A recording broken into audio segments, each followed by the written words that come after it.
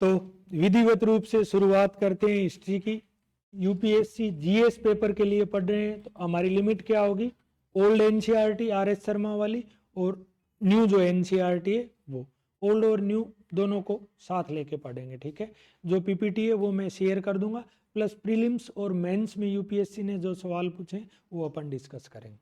ठीक है, करते हैं, शुरुआत करते हैं स्टोन एज की। जनरल इंट्रोडक्शन की तो हम बात कर चुके थे। स्टोन एज या पाषाण युग हिस्ट्री का पहला चैप्टर है, पाषाण युग। देखो ये वो टाइम है जब मनुष्य या ह्यूमन स्टोन या पत्थर के टूल यूज करता था। तो इस पूरे टाइम स्पेन को क्या नाम दे दिया, पाषाण युग। क्योंकि वैसे भी अगर आर्कियोलॉजिकल एविडेंस के रूप में देखें तो क्या मिलेगा, उनके तो पत्थर ही मिलेंगे। ठीक, बाकी तो और कोई ना तो उन्होंने कोई घर बनाए, तो स्टोन ही इंपॉर्टेंट था उनकी लाइफ में। तो ये स्टोन एज आ गया। देखो इसकी शुरुआत होती है, इसके समय में इनके टाइम में 4 बार तो आइस एज आएगी, 4 बार ग्लेशिएशन होगा। हर बार ये अपनी जगह बदलते जाएंगे, हर बार अपने टूल बदलते जाएंगे। तो उस पर्सपेक्टिव से पढ़ेंगे इसको। ठीक है, तो स्टोन एज। अब स्टोन एज का भी आगे बाइफर्केशन कर देते हैं क्योंकि ये बहुत लंबा टाइम स्पेन है। ठीक है ना, स्टोन एज या पाषाण युग।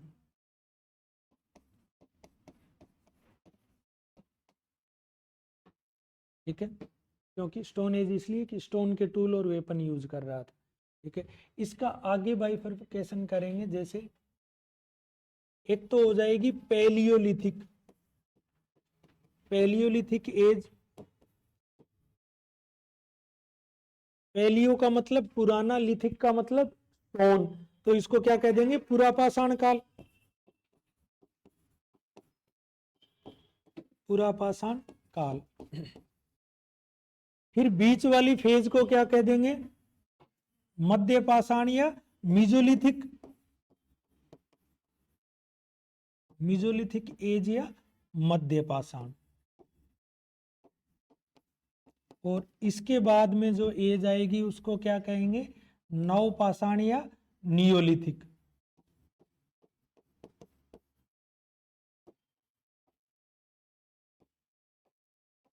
नवपाषाण। अब इनकी मोटा मोटी कैरेक्टरिस्टिक समझना। ये वाला है, देखो आदमी है ना, अर्थ के एरा और एपोक पढ़े हैं क्या, प्रीकेम्ब्रियन, पैलियोजोइक, मिसोजोइक और सिनोजोइक। सिनोजोइक जो अर्थ का टाइम है ना, अर्थ को तो एग्जिस्ट करते हुए बहुत लंबा टाइम हो गया, लेकिन धरती पे मनुष्य तो तब आएगा ना जब धरती रहने के लायक होगी। तो सिंपल सा इसकी शुरुआत हो जाती है पैलियोजो जो पैलियोजोइक एरा है ना उसी के साथ। तो आदमी वैसे तो साउथ अफ्रीका में 20 लाख साल पहले आ गया था। ठीक है, और अपने यहाँ जो अर्लीस्ट एविडेंस मिले हैं वो 5 लाख साल पुराने हैं। तो इसका टाइम स्पेन कब से कब हो गया, 5 लाख से लेकर 12,000 तक। 12,000 पर क्यों, 12,000 पर इसलिए कि यहां आके क्लाइमेट गर्म होनी शुरू हो गई थी। ठीक है, यहां गर्म होनी शुरू हुई और एग्जैक्ट गर्म आज जैसा क्लाइमेट कब आ जाएगा, 10,000 पर आके। तो ये टाइम इसको अलग इसलिए वन, इनके टूल भी अलग है क्योंकि ये मोस्टली नेचुरल शेल्टर या हिल एरिया में या पहाड़ों की गुफाओं में रह रही थी। तो इनके टूल्स अलग तरीके के होंगे। ठीक है, ये टाइम हो गया।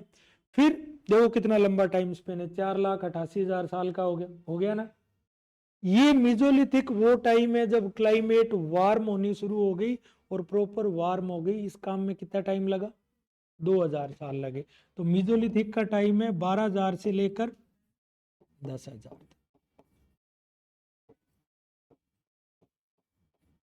और नियोलिथिक का है 10,000 से लेकर, मोटा मोटी इसको जैसे नॉर्थ इंडिया में तो 6,000 4,000 भी तक भी आ जाता है और साउथ इंडिया में 1,000 तक भी आ जाता है। पर एनसीईआरटी जो न्यू एनसीईआरटी की जो टाइमलाइन है, इनकी टाइमलाइन चेंज क्यों होती रहती है।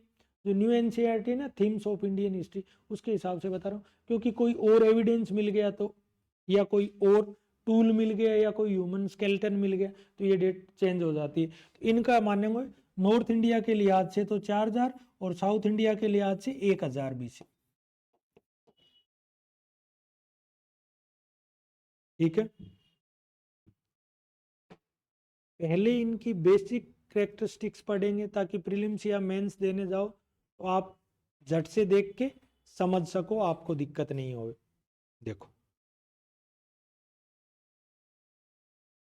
ये बहुत लंबा टाइम स्पेन है, तो फिर से इसको 3 पार्ट में डिवाइड कर लेंगे। 3 पार्ट में कैसे डिवाइड करेंगे? जो सबसे पुराना होगा वो सबसे नीचे होगा ना। आप कोई भी जैसे कालीबंगा आपकी है, उसमें ये कहते हैं सभ्यता के 5 स्तर मिले हैं, तो सबसे पहले वाले लोग सबसे नीचे, फिर उनके ऊपर सेटलमेंट्स या बसावट होगी, फिर उनके ऊपर। तो ये हो गया सबसे पहले lower palaeolithic age. Lower palaeolithic age का मतलब हो गया निम्न पुरा पाषाण, है ना, निम्न पुरा पाषाण, निम्न पुरा पाषाण काल। फिर बीच वाला मध्य या मिडल पैलियोलिथिक एज, मध्य पुरा पाषाण काल, मध्य पुरा पाषाण काल। और सबसे जो लेटेस्ट मिलेंगे उसको कहेंगे अपर पैलियोलिथिक एज, उच्च पुरा पाषाण काल।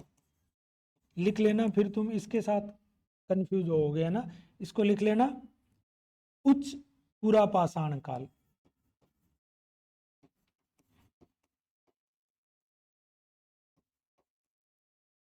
इनमें थोड़े थोड़े स्लाइट चेंजेस आ रहे थे क्लाइमेट में चेंज होने की वजह से। इसका टाइम रहेगा 5 लाख से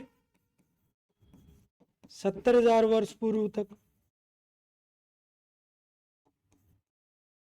ठीक है, इसका रहेगा 70,000 से 35,000,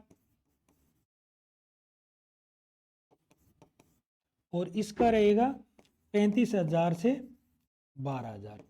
देखो ये डेट्स आपको हर एक बुक में अलग मिलेगी, बट अपन बेस एनसीईआरटी को बना रहे हैं। एनसीईआरटी में ओल्ड एनसीईआरटी में अलग, न्यू एनसीईआरटी को बेस बना रहे हैं। ठीक है, देखो अब कंफ्यूज आप कहाँ होगे? जो middle palaeolithic age mesolithic, English वाले का तो दिक्कत नहीं है, लेकिन मध्य पुरा पाषाण और मध्य पाषाण काल में रहता है ना कंफ्यूज होने का, तो लिख लेना, होना नहीं है ना। अब ये टाइम 12 से 10,000 आ गया, ये 10,000 से 4,000, या साउथ इंडिया में 10,000 से 1,000 भी। उनको थोड़ी ना पता था बच्चे आएंगे यूपीएससी की तैयारी करेंगे या कंफ्यूज होंगे, वो तो अपने हिसाब से रह रहे थे। ठीक है, देखो अब देखो, अब यही इसी चार्ट के नीचे अपन बनाते हैं कि वो जो लोग जो रह रहे थे तो वो कैसे रह रहे थे, उनके टूल्स कैसे थे। ठीक है, यहाँ अपन करते हैं, देखो इसी में देखते जाना।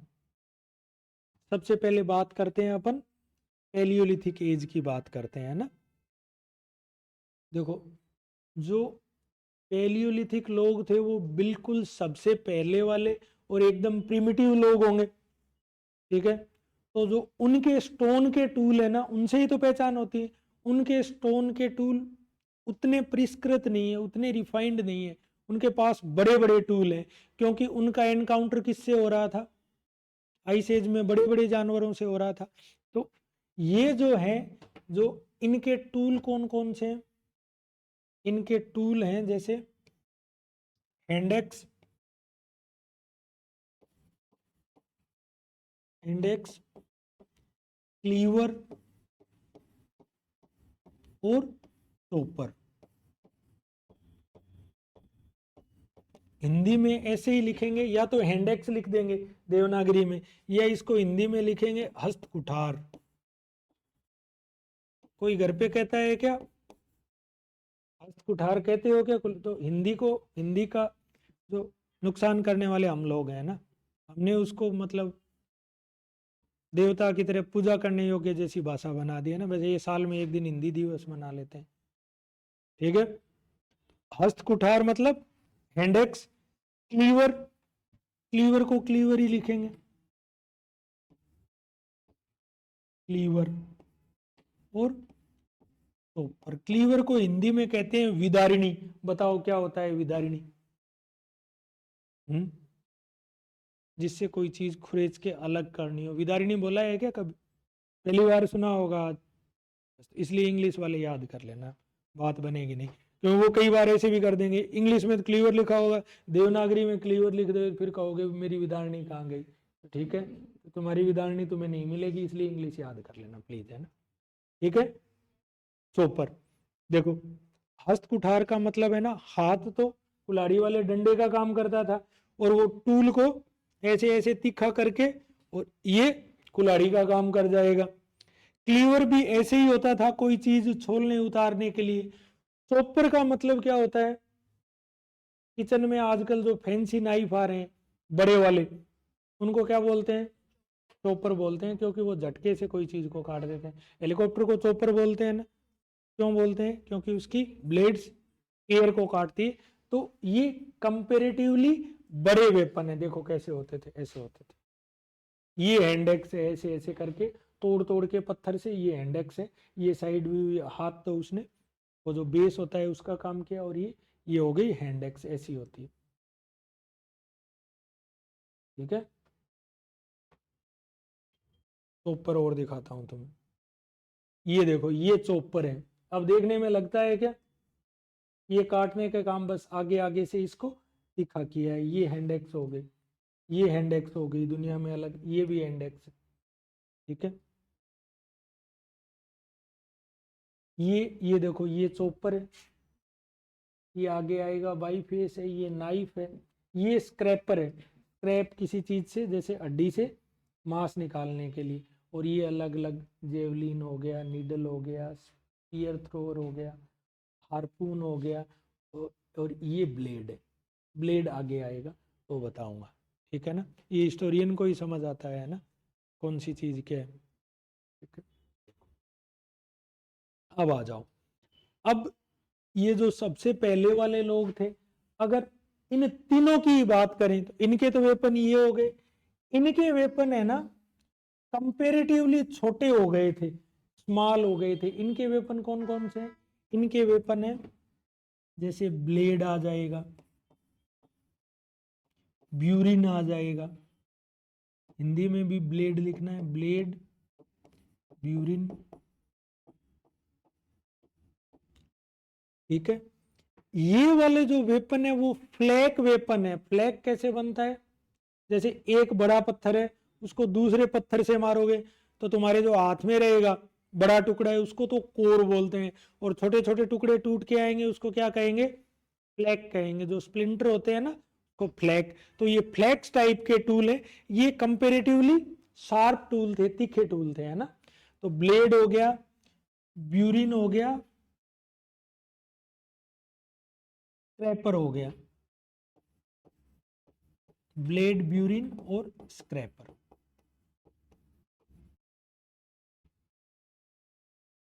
ठीक है, और ऑलमोस्ट यही सेम अपर पैलियोलिथिक एज में थे टूल। अब बताओ, इन लोगों की शुरू वाले लोग होंगे, वो कच्चे मकान बना के रहेंगे, खेती करेंगे, गाय पालेंगे, भैंस पालेंगे, यही तो करेंगे, यही करेंगे ना? बिल्कुल नहीं करेंगे, उनको कुछ भी अता पता नहीं था। उनके ब्रेन का साइज था इतना अच्छा, जो मिल जाता था उसके या तो पत्थर मारते थे, या हड्डी वाले हथियार रखते थे, हड्डी मार के और खा जाते थे। वो बिल्कुल भी सोशल नहीं थे, क्योंकि वो जो शुरू वाला व्यक्ति था वो तो जैसे फिर कंटिन्यूअसली ह्यूमन का इवोल्यूशन हुआ है ना। होमोसेपियंस तो हमें, हमसे पहले जो थे तो वो उतना नहीं थे। सबसे पहले ऑस्ट्रेलोपिथेकस आया, जैसे जो साउथ अफ्रीका में रहता था। फिर होमो हेबिलस आया, तो वो तो ऐसे चारों पंजों से चलते थे, तो उनसे उम्मीद कर सकते हो खेती करेंगे। फिर होमो इरेक्टस आया, जिसने खड़ा हो, इरेक्ट का मतलब सीधा, जिसने खड़ा होके चलना सीखा। तो ऐसे ऐसे करते इवोल्यूशन हुआ है। तो ये लोग सिंपल से क्या थे? एक तो फूड गैदरर थे और हंटर थे। ये क्या थे? Hunter and food gatherer. आखेटक और खाद्य संग्राहक, और खाद्य संग्राहक जो पड़ा मिलता था वो उठा के खा लेते थे, फूड प्रोड्यूस करना नहीं आता था। ठीक है। आरएएस में है ना, डायरेक्ट इंडियन हिस्ट्री में तो नहीं है, ना प्रीलिम्स में ना मेंस में, लेकिन राजस्थान का जो इतिहास है वो स्टोन एज से शुरू होता है। और एक भी मार्केट में ऐसी किताब नहीं है, सिंगल में देखता हूँ हिस्ट्री किताब में, पहले स्टोन एज खोल के देखता हूँ, सब में गलतियाँ हैं। तो जैसे इसको प्रॉपर कर लेना, क्योंकि अब राजस्थान वाली जितनी भी एग्जाम है आरएएस वगैरह में, सिविलाइजेशन से एक सवाल आता ही आता है, आता है ना। इस बार चालकोलिथिक का आया था ना, ताम्रपाषाण का आया था, है ना, तुम्हें नहीं पता तो भी आया था। ठीक, बढ़ो आगे। तो ये लोग कैसे थे, आकेटक और खाद्य संग्राहक थे। बस इनका ये था कि ये केव्स में रहते थे, नेचुरल शेल्टर में रहते थे। देखो ये रहते कहाँ थे, ये रहते थे नेचुरल शेल्टर्स में रहते थे। तो ये कहाँ रहते थे, केव्स में रहते थे, केव्स या गुफाओं में। और ऐसी एक गुफा कहाँ की है, भीमबेटका, भोपाल, मध्य प्रदेश। भीमबेटका भोपाल के पास एमपी है। इसकी खोज किसने करी थी, वीएस वाकणकर, इंडियन हिस्टोरियन है, उन्होंने खोज करी थी। अब वो गुफा में रहते थे, तो जो मिल गया खा लिया, खाली बचे हुए टाइम में वो क्या करते थे, उसकी केव की जो वॉल होती थी उस पर पेंटिंग कर देते थे। और मनुष्य की पेंटिंग से क्या पता चलता है, उसकी सराउंडिंग कैसी है, उसका परिवेश कैसा है, जिन जानवरों का उन्होंने जैसे चित्र बनाए उन्हीं का शिकार करते थे वो, कौन से कलर वो यूज कर रहे हैं।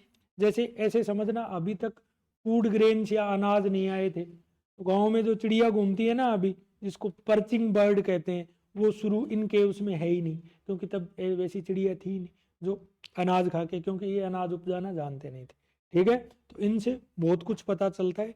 भीमबेटका में खोज किसने करी, वीएस वाकणकर, है ना, वीएस वाकणकर। देखो अब यहां देखना, मेंस का एक क्वेश्चन डिस्कस करते हैं। मेंस में जीएस पेपर फर्स्ट में 2020 में एक क्वेश्चन आया कि जो प्री हिस्टोरिक पेंटिंग है, प्री हिस्टोरिक पेंटिंग के ऊपर आया था। प्री हिस्टोरिक पेंटिंग को समझाओ, इसका सिग्निफिकेंस बताओ, जो describe the significance of pre historic paintings and how it changed with the time. तो प्रश्न क्या आया था, लिख लो, प्रागे ऐतिहासिक, हिंदी में लिखना, प्रागे ऐतिहासिक चित्रकला की विशेषताओं को बताते हुए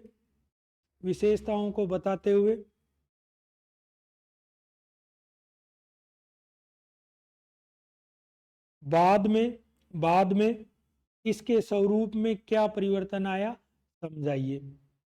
describe the significance of pre historic paintings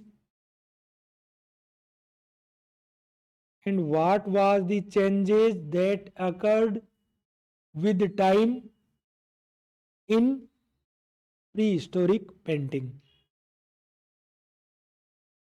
ठीक है, तो जो नई वाली एनसीईआरटी है ना, उसके बॉक्स में है ये, जो नई वाली, ओल्ड एनसीईआरटी तो पढ़नी ही पढ़नी है, ओल्ड एनसीईआरटी से आपको कंटिन्यूटी बन जाएगी।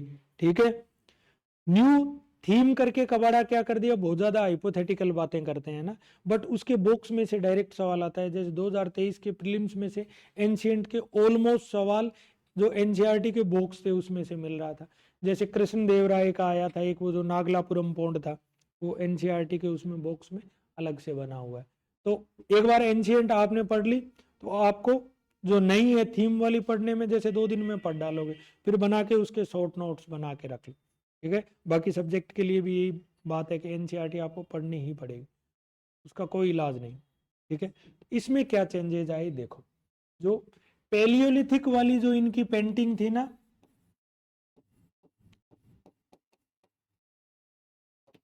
पैलियोलिथिक एरा की जो पेंटिंग है उसमें ये 2 ही कलर यूज करते हैं ना। जो पुरापाषाण की चित्रकला है उसमें 2 ही रंग है, एक तो 2 ही रंग, कौन कौन से, लाल और हरा, ठीक है, red and green.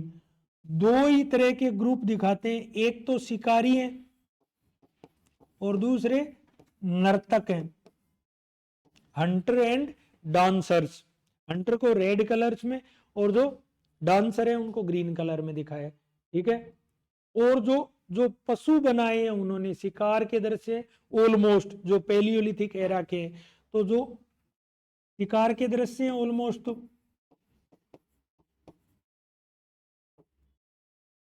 Scene of hunting है मोस्टली, और इसमें जो जानवर जो दिखाए हैं वो कंपेरेटिवली बड़े हैं, तो शिकार के दृश्यों में जो जानवर बताए हैं वो बड़े जानवर, ठीक है।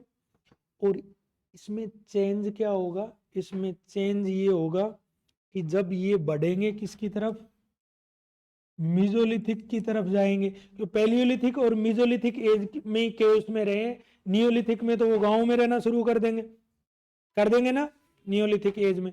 इसमें चेंज क्या हुआ कि एक तो जैसे कलर जो है, कलर इंक्रीज हो गए थे, है ना, कलर चॉइसेस इंक्रीज हो गई, नए रंग आए। नए रंग कौन कौन से आए, जैसे रेड तो ग्रीन तो था ही, रेड ग्रीन के अलावा पर्पल आ गया, बैंगनी, ग्रे धूसर, ब्लैक आ गया, व्हाइट आ गया, येलो आ गया। एक तो नए रंगों का प्रयोग करना शुरू कर दिया। दूसरा क्या किया कि उन्होंने आसपास का जो एम्बियंस था उनका, लिखो, they also painted surrounding ambience also. पहले तो सिर्फ शिकार के ही बना रहे थे, अब उन्होंने लिखो, उन्होंने आसपास के परिवेश और वातावरण को भी चित्रित करना आरंभ कर दिया। यही चेंज है लेटर फेज में। और क्या हो गए, और जो जो एक और लिखना, their initial painting of palaeolithic age was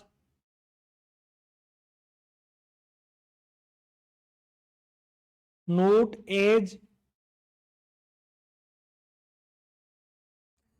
as vibrant and joyful as it become in Mesolithic age। ये उसी प्रश्न का जवाब है ना।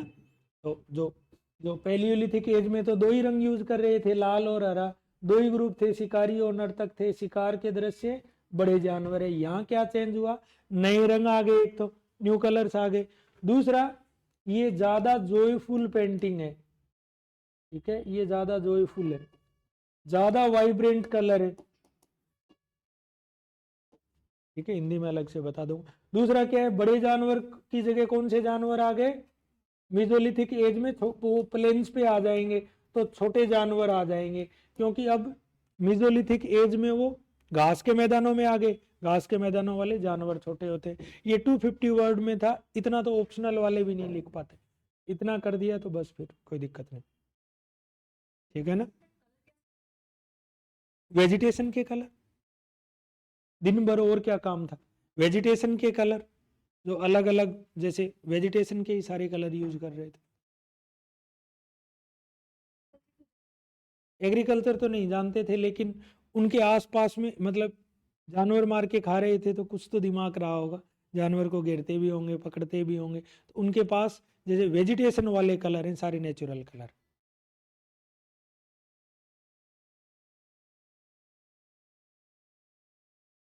स्टार्ट लोअर पैलियोलिथिक से लेके, जैसे जो केव्स है ना, केव्स में व्यक्ति रहा है पैलियोलिथिक एज टू मेसोलिथिक, तो पैलियोलिथिक में लोअर मिडल अपर तीनों आ गए।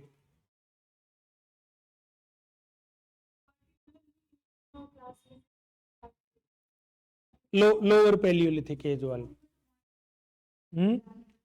जो इसीलिए जो उनके शुरू वाले जो है ना, शुरू वाले कलर उतने लाइफ वाले नहीं है, इतने जॉयफुल नहीं है, सिर्फ सिंपल से जानवर बना दिए। और हंटिंग तो वो जो कर रहे थे ना, उस हंटिंग तो कर ही रहे थे, हंटर तो पहले वाले दिन से थे, तो उन्होंने सिर्फ हंटिंग के दृश्य बनाए।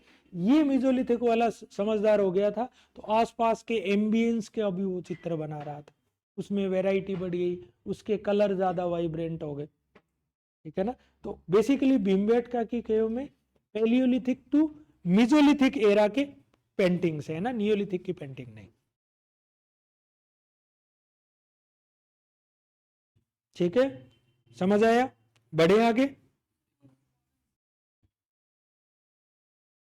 हिंदी में लिखवा देता हूं, हिंदी में लिखो, लिखो हिंदी में लिखना। पूरा पाषाण काल के लोग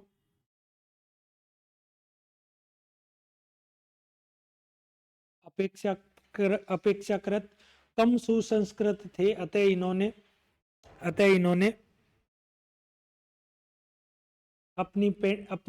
अपने गुफा के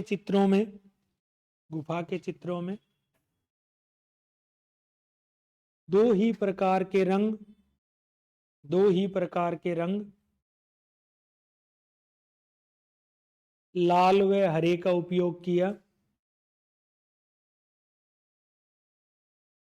लाल व हरे का प्रयोग किया। साथ में केवल नर्तक व शिकारियों के ही चित्र बनाए,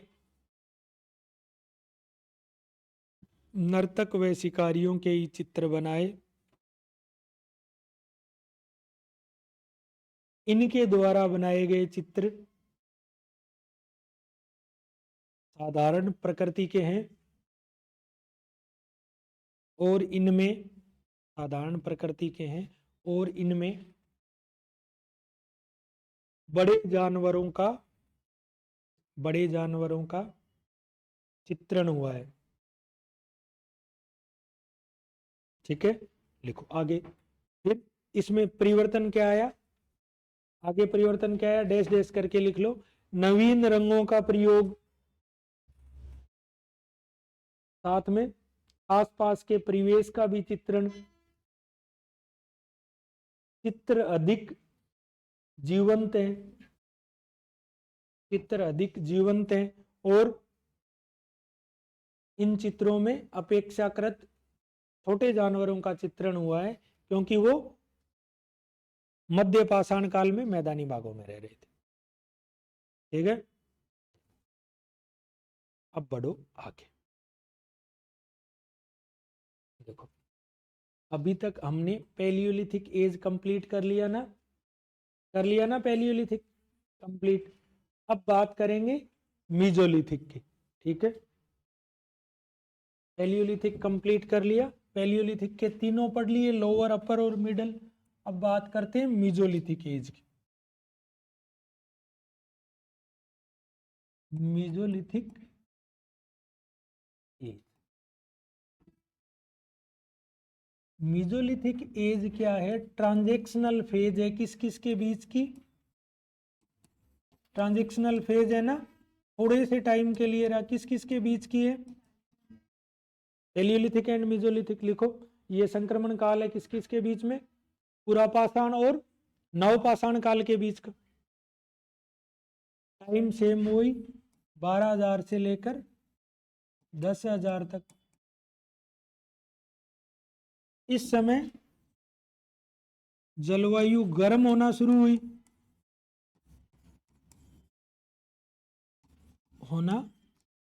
जलवायु गर्म होना प्रारंभ हुई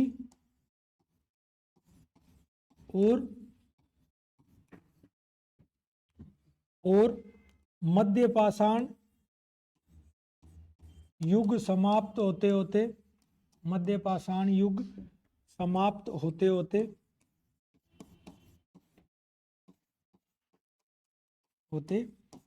जलवायु गर्म हो गई।